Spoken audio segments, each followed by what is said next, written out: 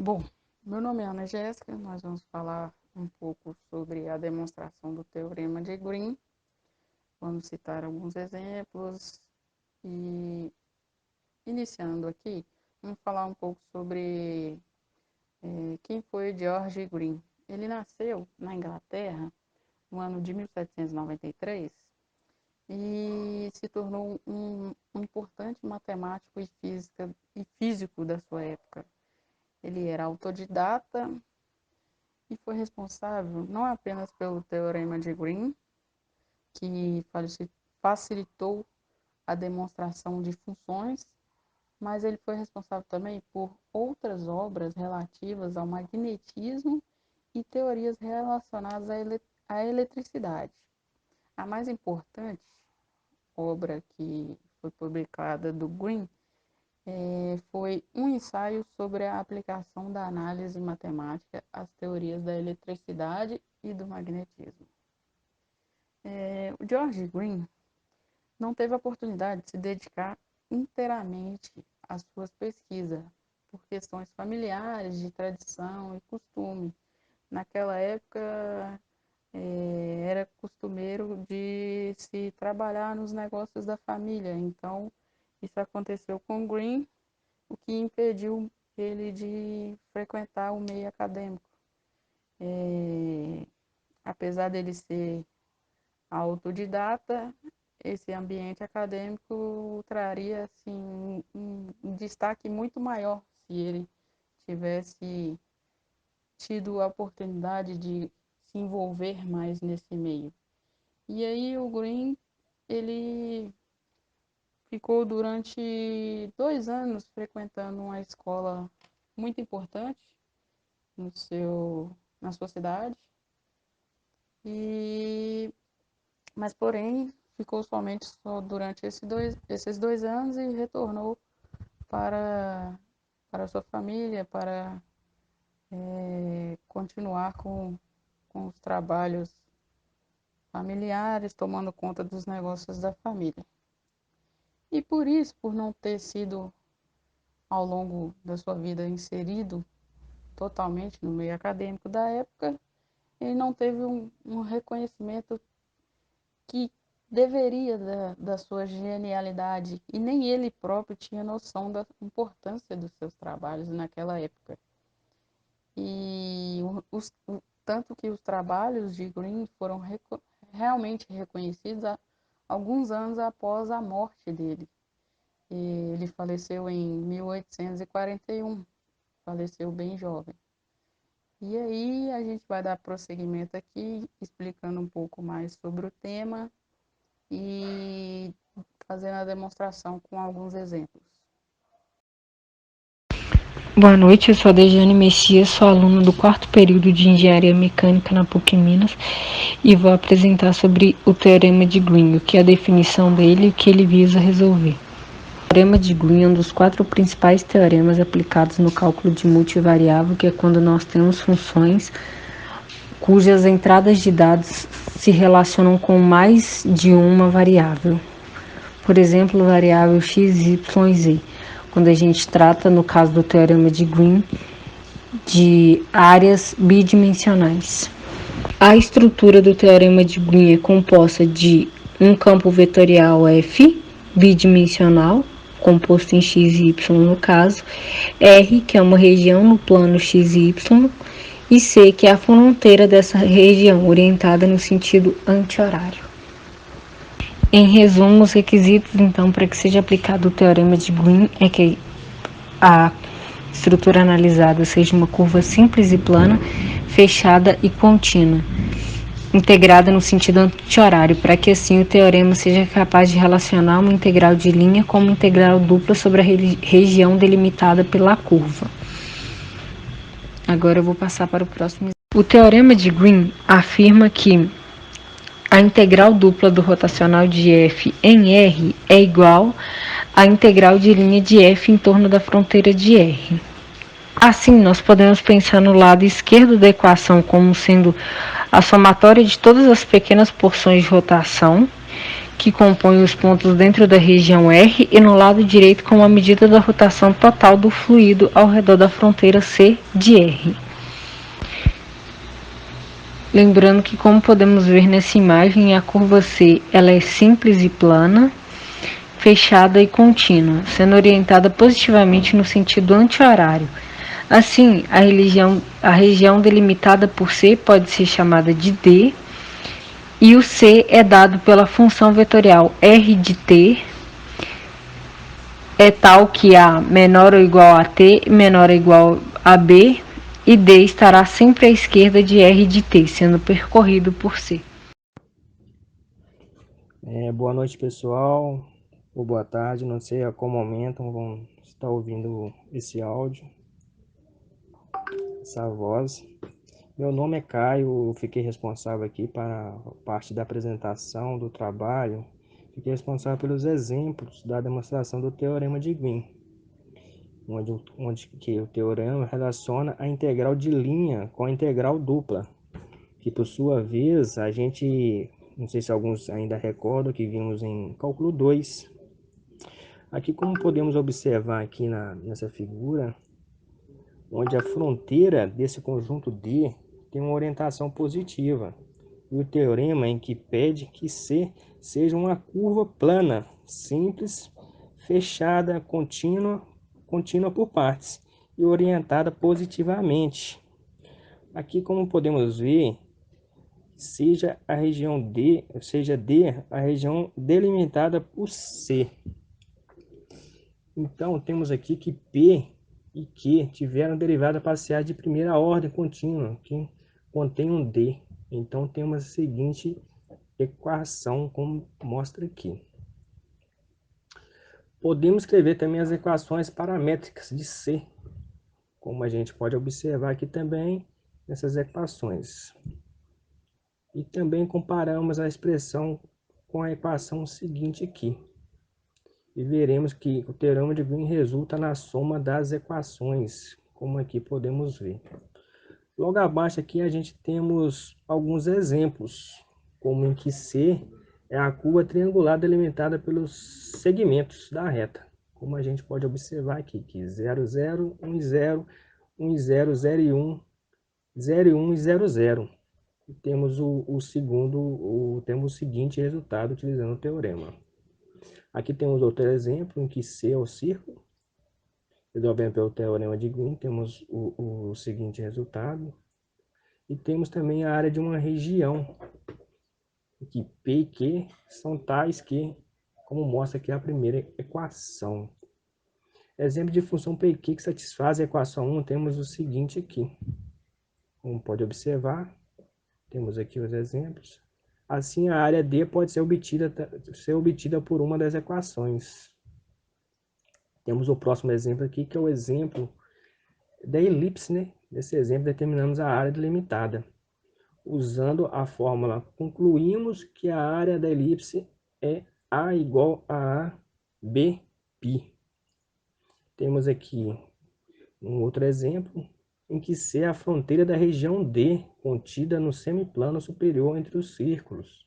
Utilizando o teorema de Green e coordenadas polares, encontramos os seguintes resultados. Logo em seguida, temos esse outro exemplo, onde mostra que a seguinte equação para todo o caminho fechado simples que circunde a origem, considerando uma curva C, sendo C círculo de raio concentrado na origem pelo teorema de Green. Temos o seguinte resultado. Passo a minha fala para o meu próximo colega. Bom, eu vou apresentar a parte de aplicações na engenharia do teorema de Green do nosso trabalho aqui. E aqui nesse slide a gente está vendo o planímetro. O planímetro é um instrumento muito interessante que é utilizado para medir a área de figuras,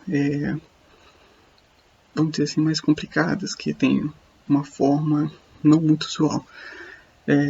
Ele é utilizado de uma forma bem simples, né? A forma de utilizar ele é bem simples. E a própria construção dele também é bem simples, como a gente vai ver aqui nesse próximo slide aqui. Ele é feito de 2 braços, que tem a capacidade de variar o ângulo de abertura entre eles de 0 a 180 graus. Um desses braços tem uma ponta de fixação para travar ele. E ele tem também um outro braço que é para você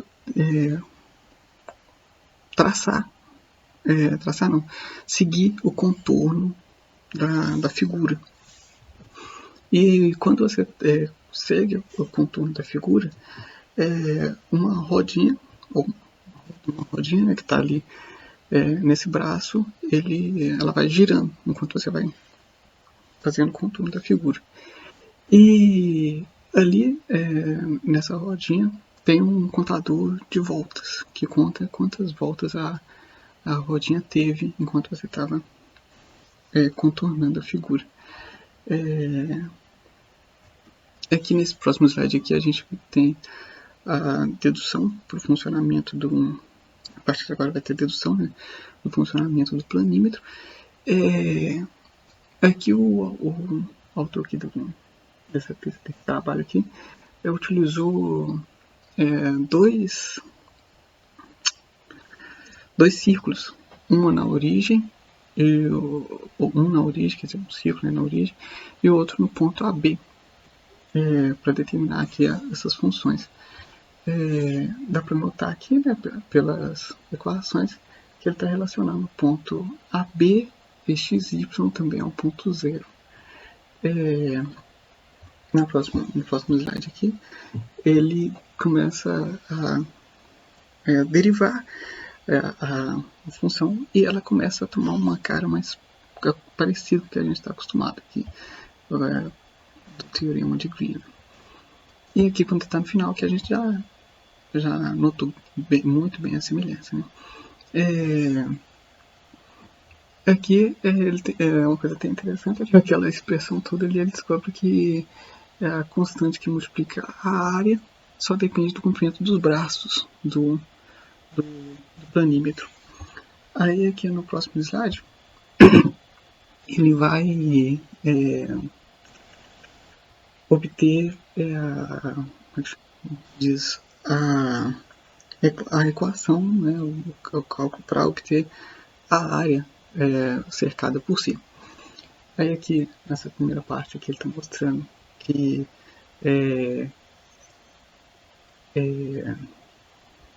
aquela primeira função lá que ele tinha é igual a 1 sobre R vezes a área cercada por C.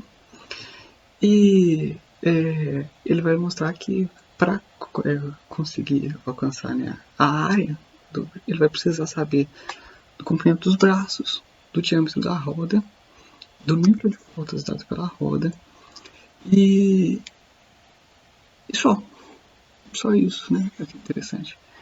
Ele consegue alcançar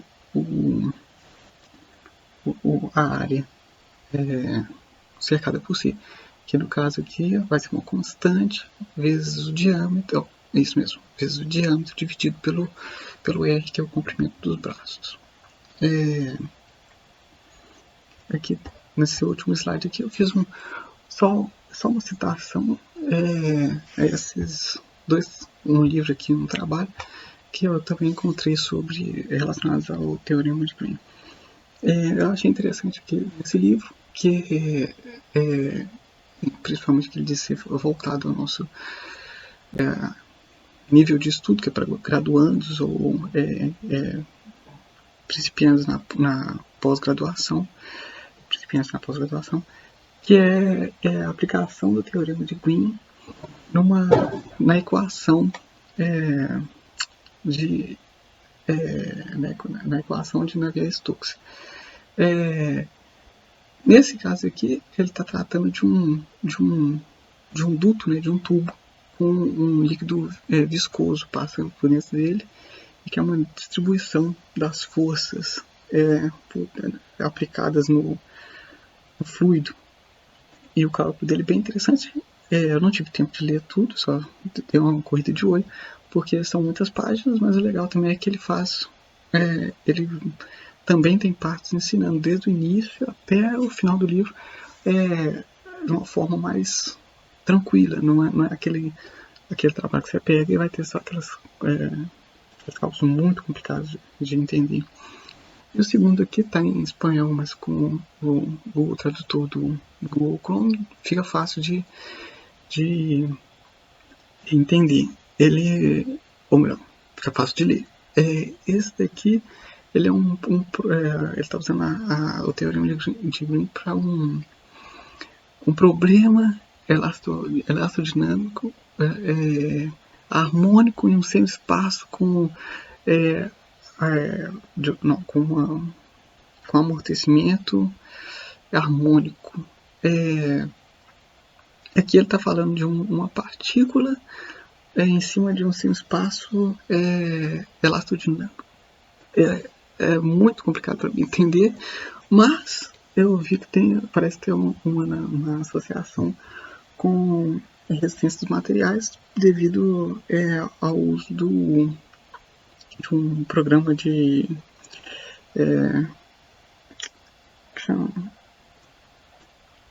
esqueci agora o nome do programa